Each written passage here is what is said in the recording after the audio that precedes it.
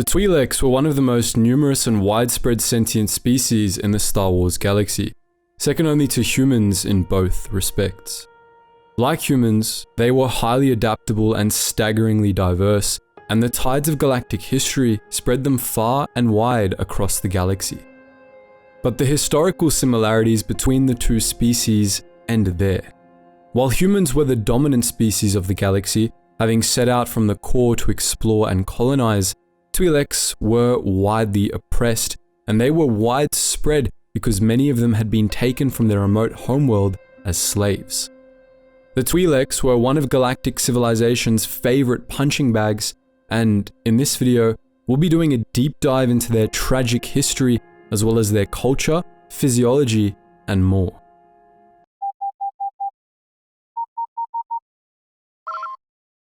Attention, Sergeant on deck!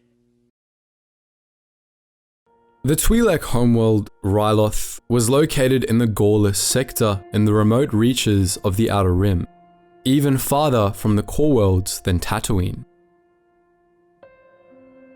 It might have been an obscure world if it wasn't the last major stop on the Corellian Run, one of the galaxy's oldest and most well-traveled hyperspace routes. This gave Ryloth a degree of prominence, if not always for the best reasons, despite the fact that the Ryloth system was fairly desolate and resource poor. The other planets of the system, the molten hellhole Mon Bala and the frigid rock or Tuma, were completely barren, and Ryloth itself, which orbited between them, wasn't all that much better. Ryloth was a planet of extremes, and the reason for this was simple. The planet was tidally locked. This meant that one side of the planet always faced its sun and was thus searingly hot, while the other side always faced away and was thus eternally cold. In addition, Ryloth's rotational axis was close to parallel with its orbital plane. In other words, Ryloth orbited on its side, much like Uranus does in the real world. Most tidally locked planets are uninhabitable, but Ryloth was a rare exception to that rule, if only barely. The part of the planet that faced the sun, known to the Twi'leks as the Brightlands, was a searingly hot desert where it was always high noon, making it even more inhospitable than the dune seas of Tatooine. On the other side of Ryloth were the Nightlands, permanently dark and frigid, which were dominated by a large ice cap ringed with snowy wastes that were also beyond the ability of most living beings to survive. But between these two extremes was a temperate, twilight band where, against all odds, life was able to exist. Even in the temperate band though, life was hard. Ryloth's atmosphere was breathable but thin, and surface water was scarce even in the habitable regions, with liquid water being primarily concentrated underground. Most of the temperate band, as well as the transition zone between it and the Brightlands, was covered by rocky deserts and barren mountain ranges, riven by steep-sided valleys. The transition zone between the temperate region and the Nightlands was mostly tundra, though there were also a few regions of forests and swamps dominated by bioluminescent crystalline foliage which gleamed white and purple in the eternal night of Ryloth's far side. And even the most hospitable parts of the temperate band, a few scattered regions of forests and plains, were subjected to some of the most extreme weather in the galaxy. Due to the extremes generated by the planet's tidal locking and the further influence of Ryloth's 5 moons, Ryloth's seasons were extremely turbulent, and weather there was characterized by constant, extraordinarily high winds which could reach up to 500 kilometers per hour. The winds were so extreme in one particular part of the planet that they were able to permanently suspend a set of massive boulders in mid-air, creating Ryloth's iconic floating rock gardens. But far worse than the winds were Ryloth's infamous heat storms, a byproduct of the planet's messed up rotational axis. These fearsome storms constantly raged across the Brightlands, but occasionally they strayed into the temperate belt, bringing temperatures in excess of 300 degrees Celsius with them. Anyone caught in a heat storm would be incinerated, and there was no force known to the Twi'leks that could stop or slow a heat storm before it made its way to the Nightlands, where it would eventually be extinguished. Regular heat storms ensured that no part of Ryloth's surface was ever permanently safe for most sentient beings. As if tidal locking, extreme environments, and weather from hell weren't bad enough on their own, Ryloth was also prowled by numerous species of vicious predators. These included the armored, hook-limbed Gutkas, native to the deserts, and the Doashim, which looked like death claws from Fallout and lived underground in the cooler regions. But the most terrifying of all were the Twi'leks, which could give even the worst of the ancient Sith nightmares just from their looks alone. These large, densely armored predators were covered in sharp spikes, had needle-like teeth and legs, and had two prehensile tentacle arms for grabbing prey with. These beasts lived in the Brightlands, but they would often come into the temperate region looking for food, which, to a Twi'lek, meant anything that moved. All told, Ryloth was an insanely dangerous place, an unlikely planet for sentient life to be found on. But against all odds, the Twi'leks evolved in this hellhole, and in their own way, they'd even managed to thrive despite their homeworld's punishing conditions. Twi'leks were mostly hairless mammalian humanoids, and in most respects, they were very similar to humans. They had a number of adaptations that made them stand out from humans, however. Their digits were tipped with sharp, claw-like nails, they had excellent night vision, and they endured extreme heat better than most humans did. Internally, Twi'leks had multiple stomachs, an adaptation that helped them eat virtually anything, which was a good trait to have on Ryloth, where food was often scarce. The tops of their heads featured bony ridges. Their foreheads sported lumpy fat deposits, and though male Twi'leks had human-like ears, female Twi'leks had conical structures that served the same purpose. The reason for this odd bit of sexual dimorphism is unknown. The most important and distinct part of Twi'lek anatomy, however, was the one that gave the Twi'leks their species name: the twin lekku that sprouted from the back of their heads. Lekku were long, prehensile head tails that served a number of functions. Primarily, they acted as extensions of the Twi'lek nervous system. Part of the Twi'leks' brains were housed in the bases of their lekku, including parts that affected basic motor function and the storing of long-term memories. Because of this, injury to the upper parts of a lek could cause permanent brain damage. Lekku as a whole were highly sensitive. Forcefully pulling a lek was so painful that it was an easy way to immediately incapacitate most Twi'leks. Lekku also functioned as erogenous zones, and they stored fat as well. Particularly overweight Twi'leks would often grow a second set of lekku just for storing fat, which were usually draped over their chests. Twi'leks sometimes referred to their lekku as chun-chin, with chun specifically referring to the left leg and chin specifically referring to the right leg. Twi'leks were quite proud of their lekku, which featured prominently in several aspects of their culture. Particularly long or thick lekku, as well as the extra lekku of particularly corpulent Twi'leks, were considered a sign of status, power, and wealth in Twi'lek culture, especially among males, who usually had longer lekku than females.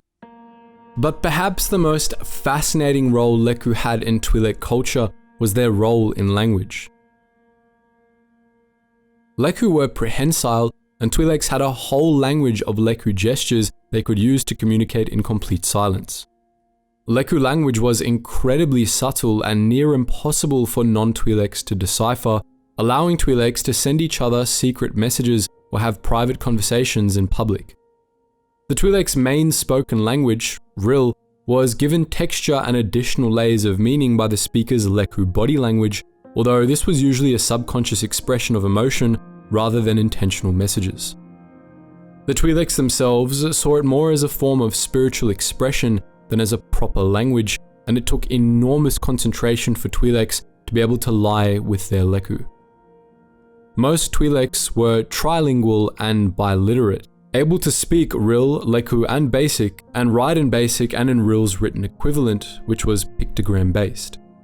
Many Twi'leks also knew Huttese, and, in general, they picked up languages fairly quickly.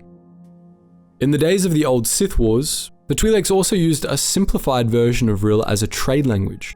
This language was easy to learn and very widespread, especially in the parts of the Outer Rim past the Republic's borders, where it served as a lingua franca at the time.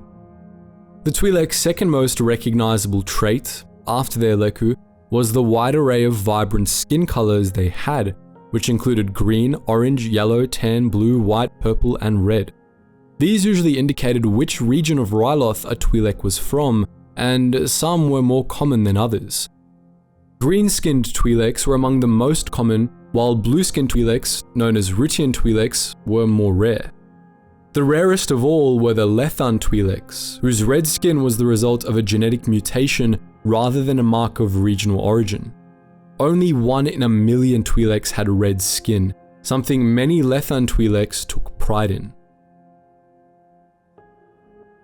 Twi'leks were omnivores, and as we mentioned earlier, they could and would eat virtually anything. On Ryloth, they mostly ate a mix of spongy fungi, cultivated molds, and rykrit meat, but they usually weren't picky and enjoyed the foods eaten by many other species. Since food was often scarce on Ryloth, the Twi'leks had developed a habit of never refusing food if it was offered to them, which meant that obesity was very common among free Twi'leks who lived off-world, especially wealthy ones. But Twi'leks generally didn't think of this as a problem, since their culture saw corpulence as a status symbol, a particularly attractive one at that, evidence that one was wealthy and successful enough to have ready access to large quantities of food. On Ryloth, Twi'leks lived in tightly knit clan communities, each of which had their own cities and customs. Twi'leks tended to be fiercely loyal to their clans, and this was reflected in how they structured their names. Each Twi'lek had a personal name and a clan name, which were structured in the more common first name, last name format when among outsiders, but which were joined together into one name when a Twi'lek was back among their clan. For example, the name of the famed Twi'lek Jedi, Aayla Secura, would be rendered Aayla Secura when back among her people. Twi'leks were often named so that the different components of their name would take on different meanings when they were joined or separated, which reflected how impactful being part of the clan was for one's identity. Twi'leks sometimes combined off-worlders' names in the same fashion as a sign of respect, usually tweaking pronunciation to convey different meanings. For instance, the Twi'leks referred to Wedge Antilles, the rebel hero who participated in the destruction of both Death Stars, as Wedge Antilles, a real name that meant Slayer of Stars. Twi'lek criminals and exiles would have their names permanently separated, a mark of grave dishonor. None of these traditions were typically practiced by off-world Twi'leks, with a few exceptions. All but the largest Twi'lek clans were concentrated in a single clan city, and only the largest Twi'lek cities were home to more than one clan.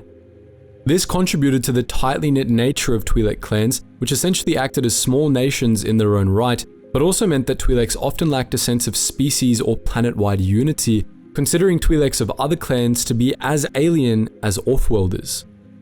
This occasionally resulted in inter-clan warfare, protracted clan rivalries, and, unfortunately, Twi'leks of one clan selling Twi'leks of another clan into slavery, and it posed a challenge to Twi'leks seeking to unify their people to better resist the many oppressors that visited Ryloth over the millennia. The governments of Twi'lek clans were typically led by councils of 5, known as head clans, which had absolute power over the clan, particularly in the fields of industry and trade. Only males could serve on these councils, and their positions were kept within the 5 most powerful families of the clan. The only check on the head clan's power was an old tradition that held when one member of the head clan died, the other members had to exile themselves to the Brightlands to allow their heirs to take over, which was a guaranteed death sentence.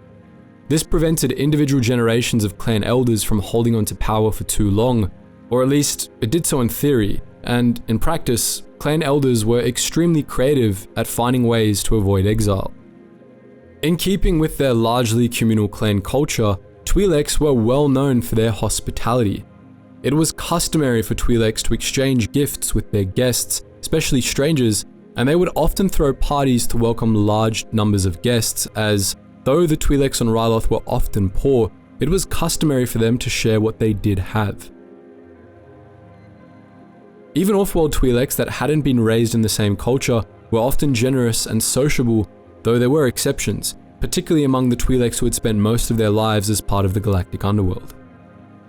Contrary to Imperial-era propaganda, which painted the Twi'leks as a warlike people who had to be restrained, the Twi'leks were not especially violent, and while they had a proud warrior tradition and had a long history of hunting, they typically preferred to avoid conflict.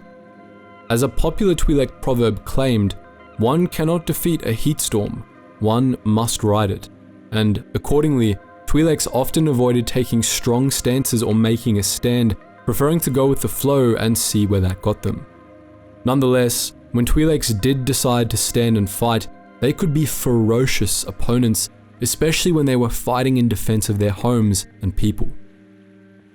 For all their openness and hospitality, however, there was a pronounced dark side to Twi'lek culture.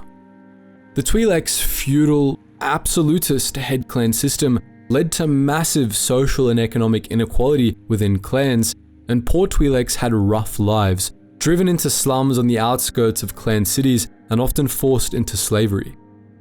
Slavery was widespread on Ryloth and had been since before contact with the outside galaxy, and although the depredations of the Hutts and other criminal organizations made the problem of Twi'lek slavery so much worse, the Twi'lek ruling class did little to help. The head clans were regular participants in the Twi'lek slave trade, selling captured members of rival clans, and sometimes even their own people, in exchange for wealth and power. In particular, female Twi'leks were heavily targeted by the slave trade, both because of demand in the outside galaxy for obvious reasons, and because of another evil ingrained in Twi'lek culture, which was misogyny. On Ryloth, power was concentrated nigh exclusively in the hands of males. Only males could be part of head clans, and they controlled most other aspects of Twi'lek society as well. In Twi'lek society, especially before Ryloth joined the Republic, women were seen as inferior, and in the words of the new essential guide to alien species, were often treated as afterthoughts or accessories. Consequently, Twi'lek rulers thought nothing of selling women of their own clans into slavery, and from ancient times, Twi'lek clans had often sold dancing girls and other female slaves to one another. The influence of the Republic gradually forced Twi'lek society's attitudes toward women to soften a little, but it did next to nothing to stop the slave trade. On the contrary, contact with the outside galaxy made the problem of slavery even worse for Ryloth. Republic scouts first came to Ryloth during the blazing of the Corellian Run's final leg, 10,000 years before the rise of the Empire. Soon after this first contact, the Twi'leks became one of the first Outer Rim civilizations known to the Republic. However, due to how remote their homeworld was from the core, the Twi'leks were initially marginal members of the Republic, located on the galactic government's periphery, a perilous place to be. Nonetheless, contact with the Republic transformed Twi'lek society.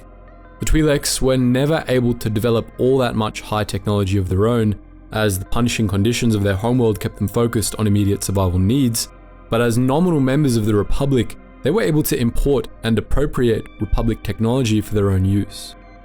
Even thousands of years after Ryloth joined the Republic, the Twi'leks still lacked substantial industry or a local technological base, and nearly all of the advanced technology they used was acquired through trade.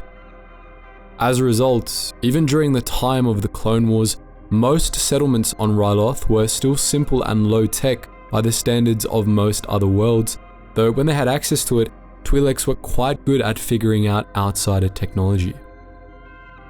Over the course of millennia after their first contact with those Republic scouts, the Twi'leks made their way to the stars, using cunning and charm to hitch rides on Republic craft and travel across the galaxy.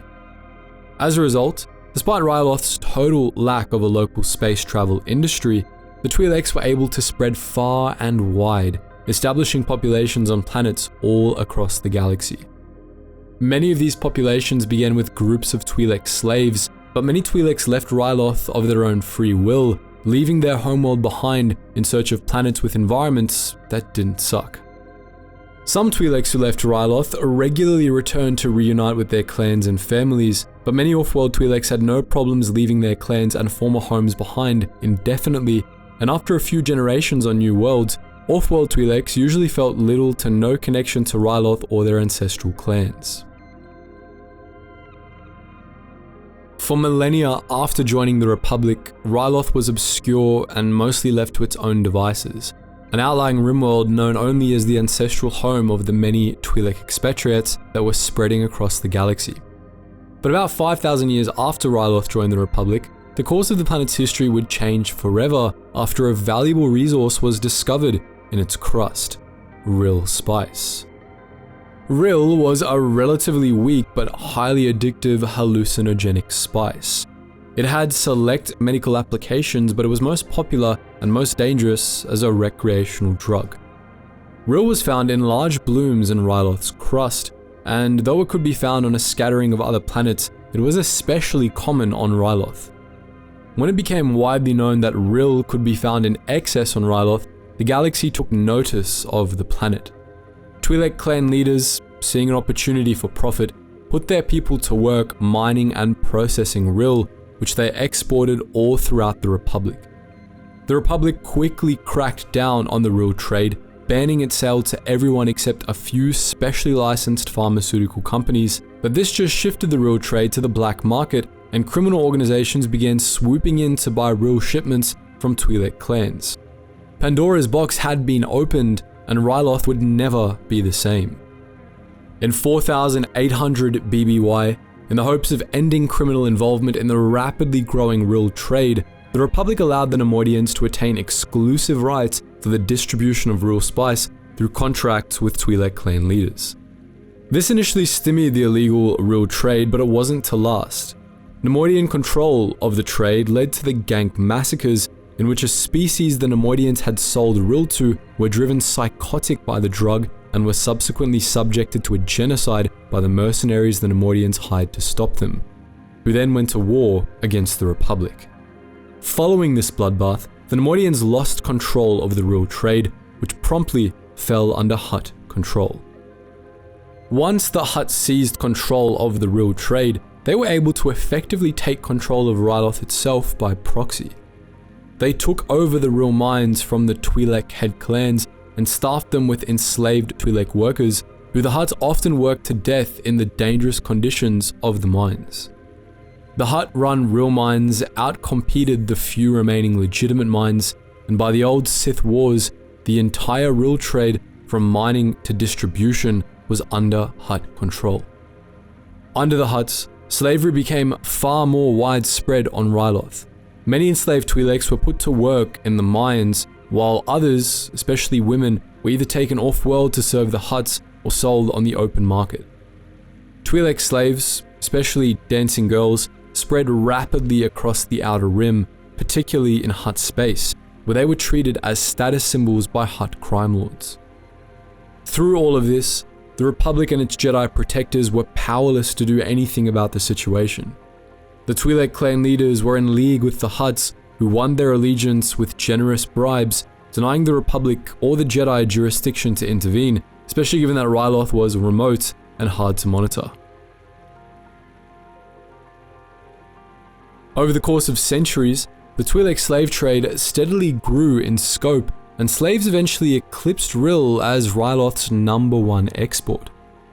Though the slave trade had originally been under the firm control of the Hutts and the Twi'lek head clans, criminal organizations from all over the galaxy soon got in on the action. Wherever slavery was tolerated in the galaxy, Twi'leks abounded, and before long, the Twi'lek slave trade was even able to worm its way into the coreward regions of Republic space. Slavery was illegal in the Republic, of course, and the Jedi worked tirelessly to keep it that way, but slavers were able to get around these laws by forcing Twi'leks into signing ostensibly voluntary contracts, which legally made them indentured employees rather than slaves. Free Twi'leks who wound up in debt were often forced into such contracts, and effectively enslaved as well. As a consequence, wealthy degenerates across the Republic began to buy Twi'lek dancing girls and consorts, and Twi'leks became a status symbol among the Republic's elite, much as they were in Hutt space.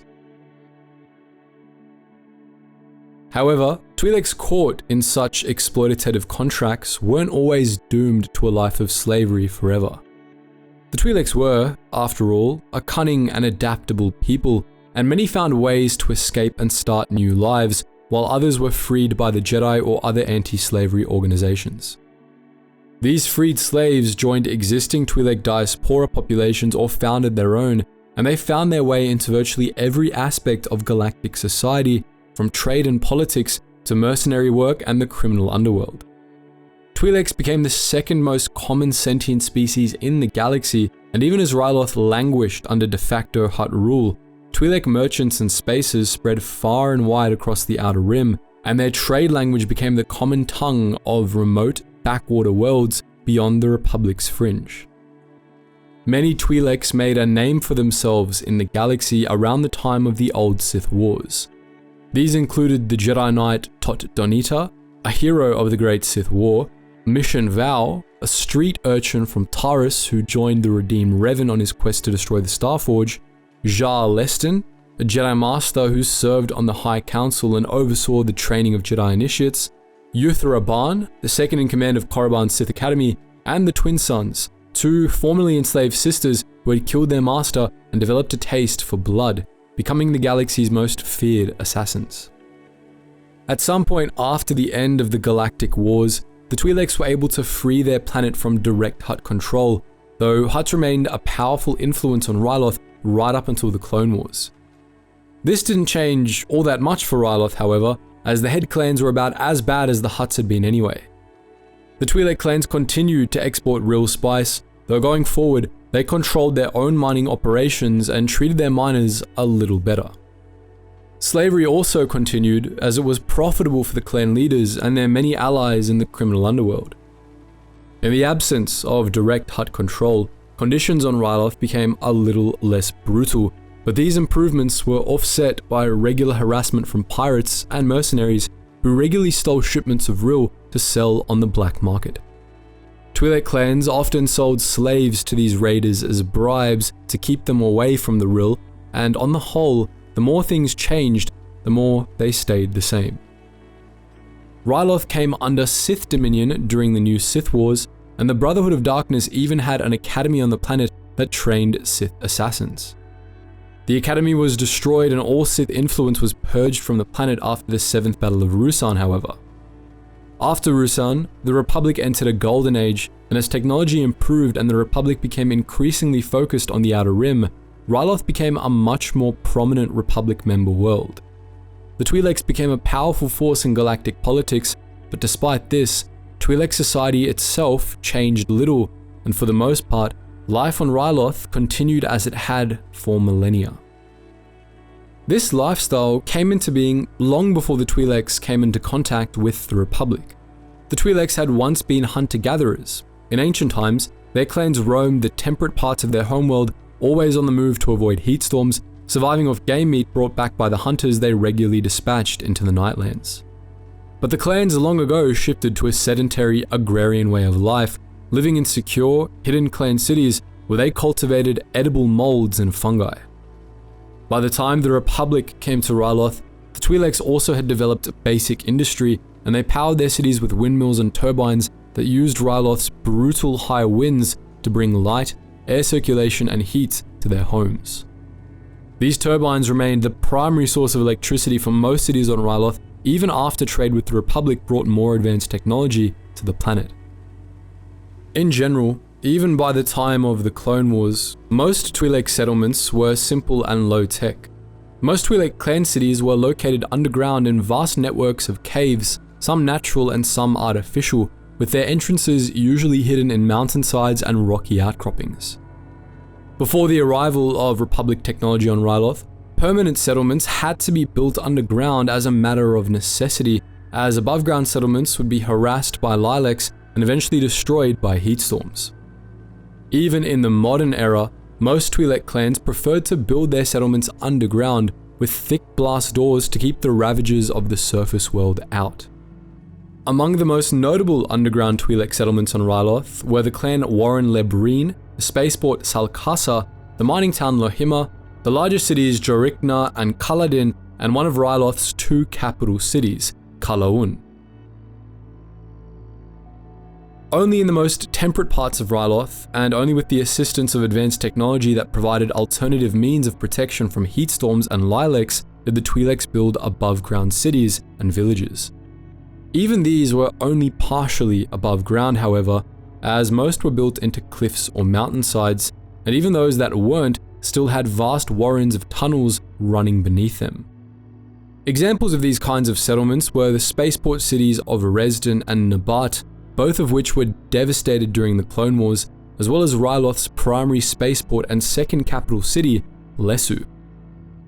It isn't known why Ryloth had 2 capitals, especially since everything you'd want in a capital city was concentrated in Lesu. This imposing city, built into and around a mountain peak, was one of the finest examples of an above-ground Twi'lek city, sporting high walls and a deep ravine crossed only by a single energy bridge for defense against marauding Twi'leks. Lesu contained Ryloth's primary spaceport, and it was also the seat of Ryloth's central government, such as it was. The other capital city on Ryloth, the underground city of Kalaun, was located in the Lonely 5 mountain range, and it also contained a spaceport and a large population that lacked any central government facilities. Most of Ryloth cities were autonomous, answering only to their own respective head clans, although the head clan of Lesu, the Twi'lek ruling council, held informal sway over many neighboring clan cities.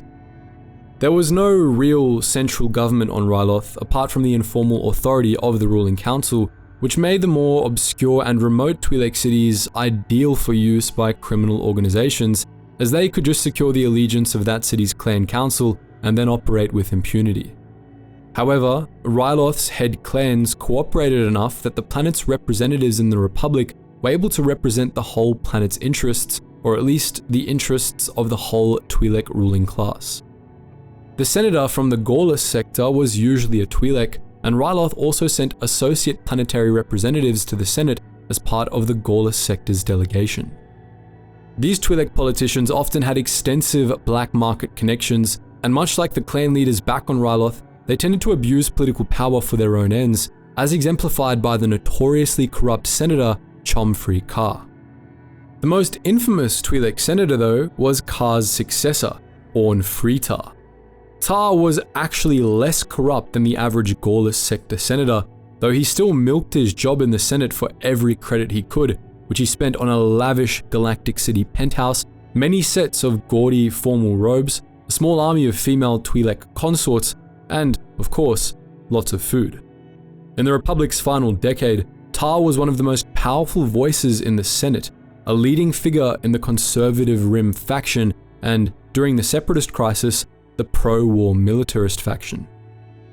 During the Clone Wars, Ryloth was a Republic stronghold, the headquarters of the 14th Sector Army, and Senator Tar remained a fervent loyalist and supporter of Supreme Chancellor Palpatine.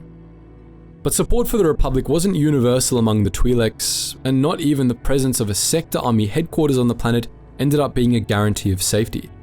Some Twi'lek clans kept negotiations open with the Separatists, even as their leaders proclaimed loyalty to the Republic, and one powerful Twi'lek, Kh'aris Fen, conspired with Count Dooku to manipulate Twi'lek clan leaders into bringing Ryloth into the CIS. These efforts fell through after Fen embezzled the funds Dooku had given him for the operation, however, and the Confederacy instead opted to take the planet by force. This invasion was spearheaded by the Techno Union, whose foreman, Wat Tambor, took a personal interest in the planet after learning that it was where rival separatist leader Pascal Argente stored many of his treasures. 14th Army forces on the planet, despite support from local guerrilla fighters, were defeated, and Ryloth was subjected to a brutal months-long occupation. Wat Tambor set up shop in Lesu, which he surrounded with defensive emplacements encircled by Twi'lek civilians who were rounded up and used as living shields, while Tambor's troops looted their villages, stealing anything of value. The Twi'lek guerrillas, led by Cham Syndulla, fought on, but it ultimately took a Republic counter-invasion of the planet for Ryloth to be liberated. The planet would continue to see battle throughout the rest of the Clone Wars, and it was the site of one of the earliest of the Outer Rim sieges. After the end of the Clone Wars, Ryloth came under Imperial occupation, and the Twi'leks faced a new wave of brutal oppression as a result of the Empire's anti-alien policies. The Empire quietly supported the Twi'lek slave trade, which grew in scope during the Dark Times, but the Twi'leks were able to escape the worst of Imperial persecution by playing the part of loyal subjects of the New Order. Even as Twi'lek clan leaders and politicians feigned loyalty to the Empire, however, the Twi'leks provided extensive support to the Rebel Alliance. After the Battle of Endor, the Imperial military abandoned much of the southern Outer Rim, and Ryloth was set free.